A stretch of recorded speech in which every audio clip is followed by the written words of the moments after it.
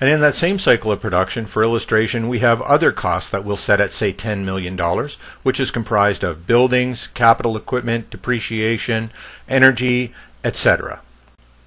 Then, of course, after a period of time, there will be a second cycle of production which will occur, and it will be comprised of the same basic costs. And that same producer, in order to produce a third cycle of production, also has another round of costs comprised of the A and B price components. So if we aggregate the 3 cycles of production into one, we see that over that period of 3 cycles, we've got $60 million in price, which is comprised of the A plus B components. And when we aggregate the A plus B costs over those 3 cycles, we see that we spent $30 million in wages, dividends, and earnings, and another $30 million in other capital costs. Well, clearly, $30 million worth of wages is not going to liquidate $60 million worth of goods brought into the marketplace by this producer, is it? And this is the problem that is happening across all producers in our industry today. That was the illustration of the gap, our first problem. Now let's take a look at the second problem, how private banking actually makes things worse. Let's take a look at the practical example of the economy of Canada in 2008, which had a gross domestic product of $1.2 trillion.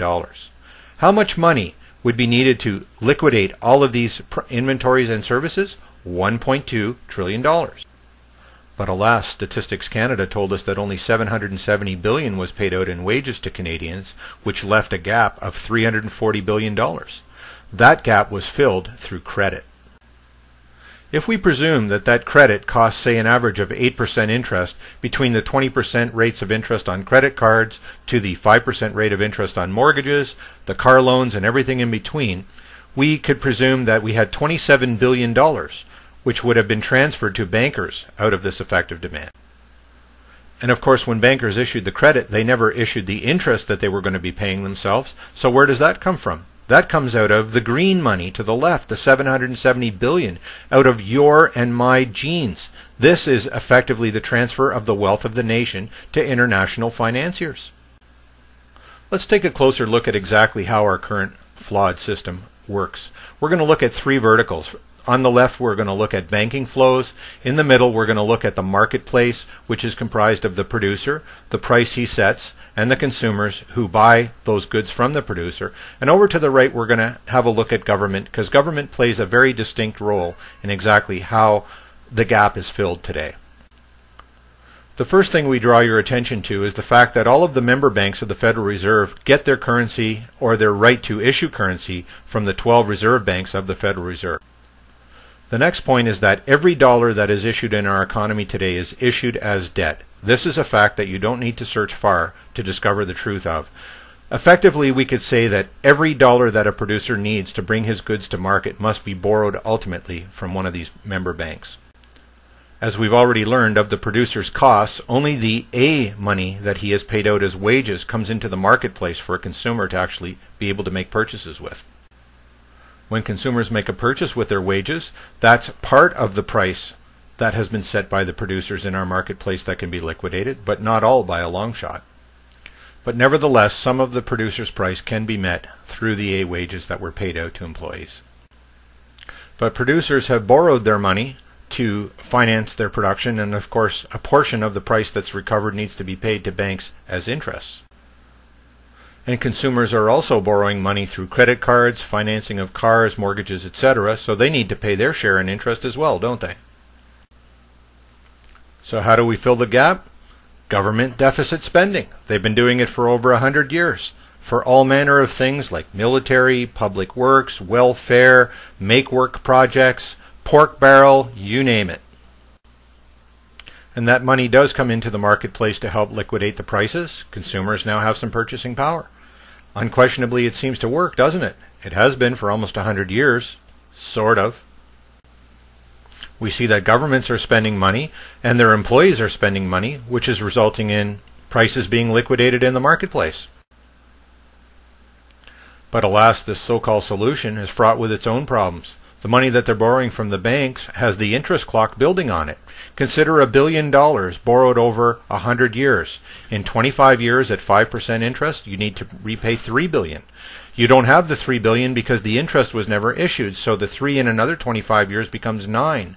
The 9 becomes 27, and in 100 years the 27 becomes $81 billion owed on $1 billion borrowed 100 years earlier. What do you think of that, folks? That is a mountain of debt. That is principal that is never repaid. The only thing that is paid is interest. And how do we pay that interest? And how are we settling this government debt? Well, of course, the government is taxing us, and the money that they're taking back in taxes is no longer available to spend in the marketplace to liquidate price. So it does work, doesn't it? Sort of. It's a fact that there's only a very small portion of money in the economy that is non-interest bearing, and that is our cash. That cash that is actually circulating in the marketplace is the only thing that's moving to drive our economy forward, and it represents less than 1/2000th of all the currency in circulation today. We have a real problem. If you want to strike a blow for the little guy, then get paid in cash. Keep your cash out of the bank and do as many transactions with cash as possible. This is actually good for our economy. So now we understand why our economy has booms and busts continuously. But what is the solution? Well, it's the wealth pump. You'll notice that this is fairly similar to the previous chart, except that on the left we don't have any central banks, we just have investors. On the right we have a U.S. Treasury National Credit Office, which replaces the role of the Federal Reserve by issuing money not at interest. The middle column is effectively the same. We still have producers setting prices and consumers who are liquidating those prices. Like with our present economy, all money that's issued is issued as debt. In this case, we have interest-free loans from our U.S. Treasury Credit Office to our producers so that they can manufacture the goods and services that society needs. As with the present economy, we still have the wages paid by our producers coming into our marketplace as consumer purchasing power. However, we still have a gap.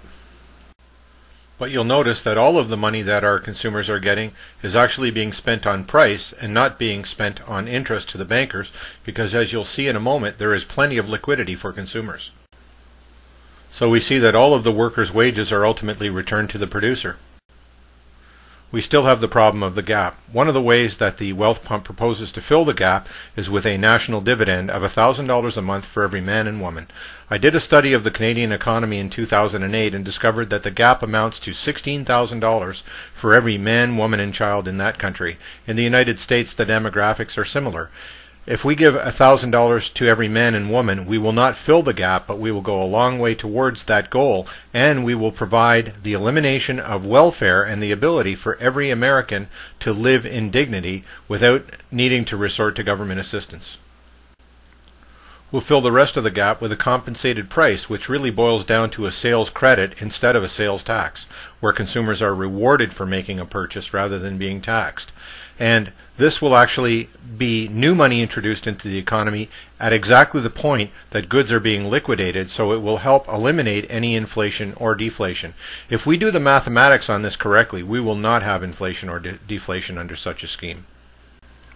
With this new effective demand, consumers will be able to meet the prices of the marketplace.